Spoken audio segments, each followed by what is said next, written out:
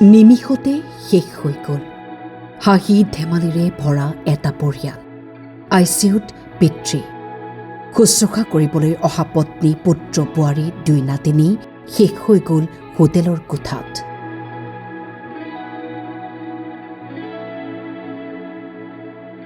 কি মৰ্মান্তিক ঘটনা!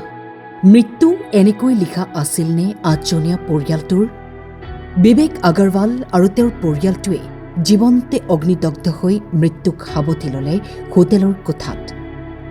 খবৰ ল'বলৈ অহা মহামাহীয়েকৰো মৃত্যু হ'ল অগ্নিকাণ্ডত।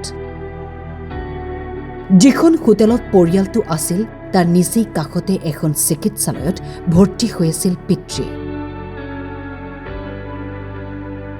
ICUত পিতৃ, এফালে হোটেলত শেষ হৈ গ'ল গোটেই পৰিয়ালটো।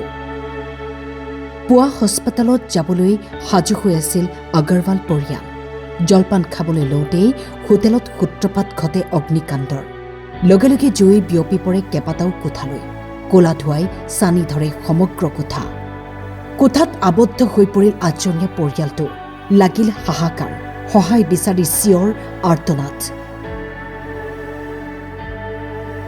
এইফালে ICUত পিতৃৰ জীৱন মৃত্যুৰ যুঁজ চলিছে, আনফালে গোটেই পৰিয়ালটো আবদ্ধ মৃত্যুৰ কোঠাত।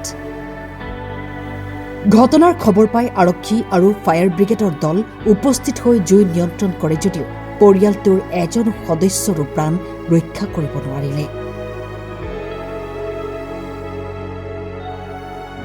দিল্লীৰ মালৱীয় নগৰত সংঘটিত অগ্নিকাণ্ডত এটা সম্পূৰ্ণ পৰিয়াল জাহ যোৱা ঘটনাই মৰ্মাহত কৰি তুলিছে প্ৰত্যক্ষদৰ্শীক। বিবেক আগৰৱালৰ ঘৰ এতিয়া মৰিশালীৰ দৰে নিস্তব্ধ। ইফালে হস্পিটেলত অকলে ৰৈ গ'ল বেমাৰী পিতৃ। খবৰ ল'বলৈ অহা গোটেই পৰিয়ালটোৱে শেষ হৈ গ'ল।